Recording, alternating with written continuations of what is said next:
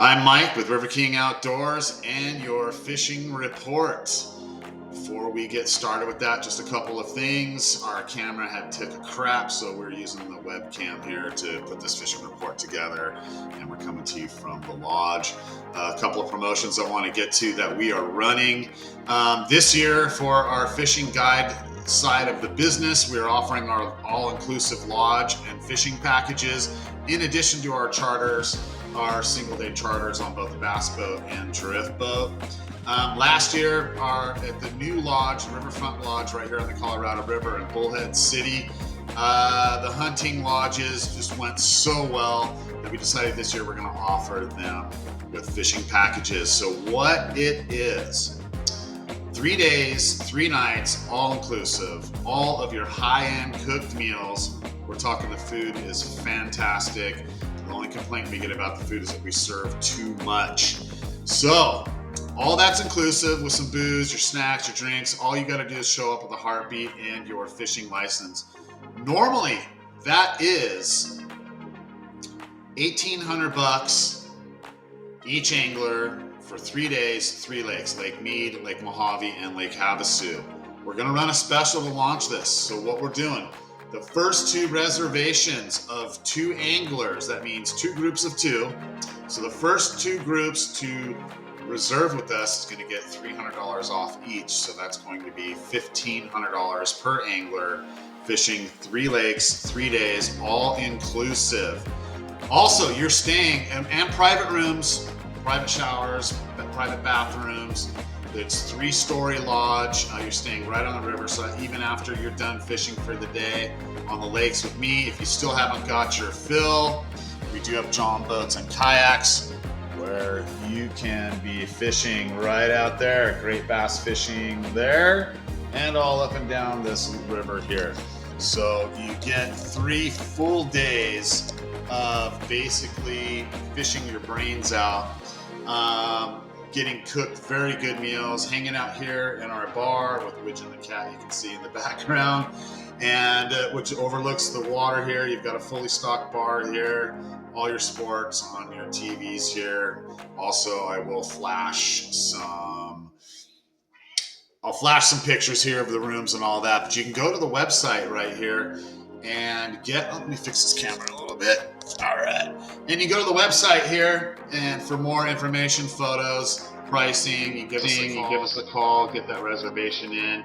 Also, our day charters that we're starting this year start after May 1st. You can reserve them now for the bass boat up on the lakes, but they start May 1st. We're waiting for that commercial use permit to go through for the national park system. We can currently fish Havasu and the river. Starting May 1st, we'll be taking people out up on Mohave. We're just waiting for that commercial use permit paperwork to get done, which should be done here in the next couple of weeks, but we're saying May 1st, get a little buffer in case there's any delays on that. But we have partnered with Don Laughlin's Riverside Casino, which is just across the river. When you're booking a bass trip, this does not apply to our drift boat trips, but if you're booking a bass trip on the bass boat, we've got a brand new one, a Nitro 21 XL Pro live scope. We've got about $7 worth of electronics on that thing, so if there's fish out there to be caught, we're going to catch them. So that deal that we have, when you reserve that booking with us for the bass boat, that comes with a free room at the Riverside Casino. It's no hassle. When you call us to reserve your day trip, we make the reservations for you. We are connected with the Riverside Casino. You make the reservations with us on the phone call. Your room reservations are automatically made at that time. You just go to the Riverside Casino the night before your trip. After check-in time, go to the front desk. It's all handled for you. It's all taken care of. Just check in, enjoy your room, and we pick you up the next morning from the casino, take you fishing, and drop back off at the casino when we're done. All right, so enough of the sales, but obviously we got to do that. That's why we put these reports out. We are promoting our guide business while doing that. So thank you for bearing with us. So let's get to business. So we're going to start off with the weather this week. Today, Tuesday, it's going to be pretty darn windy out there. this afternoon, but you can still get out there and fish it. It's just going to be, blowing about 20. Looks like there's a slight ripple on the river right now that I'm staring at. And so it's blowing about 5 to 10. It'll get up to about 20 this afternoon, but still fishable. A high of 82 today. Now tomorrow's going to be the day as far as weather goes. Low winds, not more than 11 or 12 miles an hour up there on the lake with a high of 84. Thursday is the day to stay off the water. It's going to be crazy out there. It's going to be a high of 83. We got 25 to 35 mile an hour sustained winds with gusts over 50. That's going to be pretty crazy. I think that's going to lower that temp on the lake a little bit. With the upwelling, if it gets that windy, usually we see a couple of degree drop in the water temp. So that'll be kind of interesting to see what that does to the fish. Friday looks to be a little bit less wind. It is going to cool down to about 63. It's going to be the high on Friday, so that's a 20-degree difference. So it's going to be cooler temps, cooler water temps, partly cloudy, and winds only to 16 Friday, so you can get out there and fish. Should be fine. Saturday, it's going to warm up to 69 only, and we're going to have winds from the south at 11 miles an hour. So it'll be interesting to see what that does to the fishing. Now let's get into what's been going on out there. Up at Willow Beach, we're going to start there. There has been a decent amount of stripers being caught from both the shore and boats, with the trout stockings that have continued there. I think they've slowed down. They're not going every week. Trout are being caught on meps and rooster tails, live night crawlers, and both power bait within a half mile of the launch area, half mile north of the hatchery and a half mile south. Have been the areas. Be careful near the ramp. There is a no fishing area. They do write tickets for that. It's not really marked clearly with the signs. Striped bass, jerk baits, glide baits, Huddlesons, big baits being trolled or cast. You can locate those fish where the trout are. It's usually where they are. Locate the trout, you'll find the stripers.